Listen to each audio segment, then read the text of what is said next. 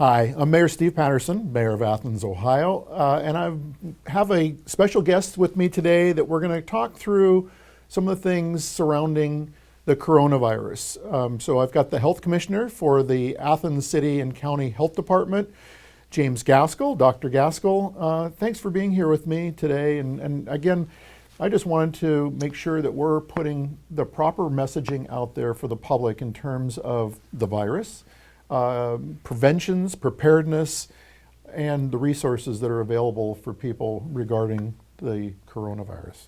Well, Steve, ever since 9/11, we've had emergency planning, and we have an emergency planning coordinator and an emergency planning team. And with this current concern with this infectious disease, we've had to dust off our old policies regarding quarantine and isolation. And those are really appropriate policies that will help us prevent disease and delay disease until hopefully summer comes and these things have a way of settling during the summer months. So my hope is that we can delay the onset of coronavirus in our local community using isolation and quarantine methods. Because unfortunately, with this disease, there's no vaccine. It'll probably be 18 months till we have a vaccine. And right now, there is no antibiotic for this viral infection. There is some investigational work being done at the University of Nebraska. And the way things proceed in today's environment, it may not be very many months until we have an antibiotic for the virus. But most of the antibiotics for viruses, as you know, are not dramatically effective. They help the system, like Tamiflu for influenza. It's helpful, but I think anybody who's taken Tamiflu will tell you that they don't immediately get better, and it takes a little while to work. And so antivirals are helpful sometimes, but not real dramatic. So we've been getting ready for this for a long time, and we think we're really well prepared. I believe that you are. Let's talk just for a moment about some of the things that people can do just as precautionary measures when it comes to engaging with others. We do live in a university community here in Athens, Ohio, where we have a large student body, and we have a fair amount of students who do travel. And so let's talk briefly about ways in which, again, preventive measures that people can practice. Well, and you know, spring break is coming up now, and so there will be a lot of travel, particularly for the students. And personal protection is probably the most important thing we can do now. Hand washing, over and over again, you will hear public health officials talking about hand washing. 20 seconds, sing happy birthday to yourself twice. It takes that long. 20 seconds is really a pretty long time. And you need soap and water. You don't have to use antibacterial soap, just regular soap and water for 20 seconds. That's more valuable than hand sanitizers. Soap and water is better. Although, if you don't have soap and water available, hand sanitizers with greater than 60% ethyl alcohol is worthwhile. It does reduce the viruses and bacteria on your hands. But simple hand washing for 20 seconds, happy birthday twice is really important. Social isolation is helpful. Avoid crowds as much as you can. That'll help. Be sure, and if you're coughing and sneezing, do it into your elbow or your sleeve. And if you are sick, stay home. Don't infect other people. And these are the rules for influenza. And so the same rules are for coronavirus.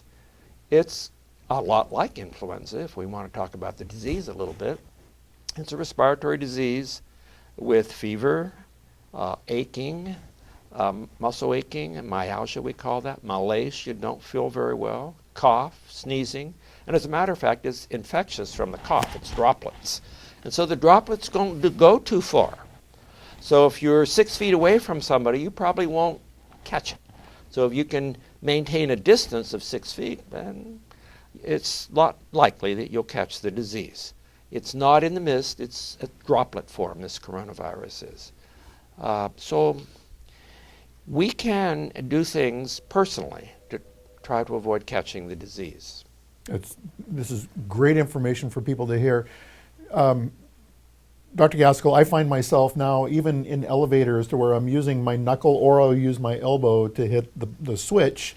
I like the idea of singing or saying happy birthday twice. What I find myself doing every time I'm washing my hands is I'm reciting the alphabet in my head, not out loud because I don't want people to think that I've kind of lost it.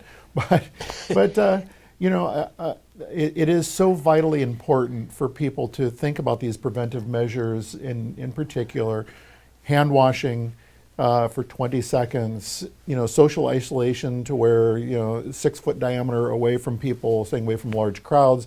As I understand it, they're kind of thinking things through with the Arnold Classic up in Columbus, with how that's going to play out, which brings in a large body of people from across the U.S. and around the globe. And then, as you mentioned, if you're sick, stay home. Don't spread whatever it is you have.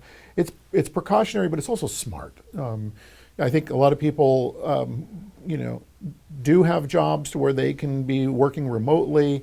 And I understand there's some concerns in terms of your employment and staying away. But, when you think about the societal impacts, if you are infected and then you decide I'm still going to go into work, the multiplier is there for such greater economic impact on any community to where it's not worth it. You are exactly right. The 1 or 2 people staying home when they're infected prevents infection in a lot of other people. So the economic loss of having people go to work and infect other people is tremendous. So it's really important to stay home. That's one of the most important things you can do, actually. And hand washing should become a habit. And while we're talking about hand washing and these simple things that we can do, I'd like to address the issue of masks, because you see on the newsreels people with masks all the time in highly infected areas. And masks, if you are already infected, wearing a simple face mask prevents distribution of droplets. But if you are not infected and you are well, it may not be very helpful. And as a matter of fact, the CDC doesn't really recommend it for well people. I'm afraid what happens with well people is that they wear a mask and they think that they're protected and they get a little sloppy with other issues. And as a matter of fact, if they have a mask on, they're probably playing with it a lot, and they're getting their hands up by their face, and that's how you infect yourself. So for people who are well, probably masks are not indicated.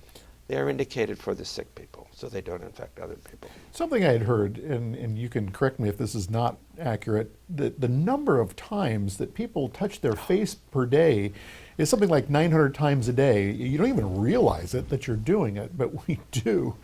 And I often wonder, I find myself now being conscious of that and trying not to, sit around with my head in my hand or whatever, especially after touching different surfaces, and I often think, when I enter into the city building, how many other people have grabbed that handle to come into the city building as well? So, and then you proceed to touch your face. So. You are so right. But it's very hard to stop that habit. On the other hand, you can create another habit of washing your hands real frequently, and so that'll offset that, hopefully.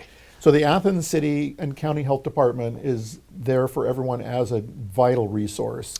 Yes, we've given them talks. We're distributing information. Our website has a lot of information on this coronavirus, and our website refers you to the government website, which is cdc.gov coronavirus. And the Ohio Department of Health also has a website, and that's ohio.gov coronavirus. So those are easy to remember. Ohio.gov coronavirus, you can go to that site, get lots of information. You can go to the CDC site, you can get all kinds of information regarding activities that you can do to prevent personally getting the disease. And also there is direction there for hospitals, all kinds of directions for hospitals and for long-term care facilities, The CDC has been very thoughtful at producing a lot of information, even personal protection information, what you might need if you are working in the hospital and you need PPE. Well, Dr. Gaskell, thank you for joining me on this very important topic and timely for us to get this out. Hopefully we'll have Ruth Detting, who is the Community Health and Engagement Director for the Athens City and County Health Department. So again, Dr. Gaskell, thank you for joining me, and thank you for watching this. You'll see more of these announcements about ways in which you can protect yourself and others with the coronavirus in the near future. So thank you.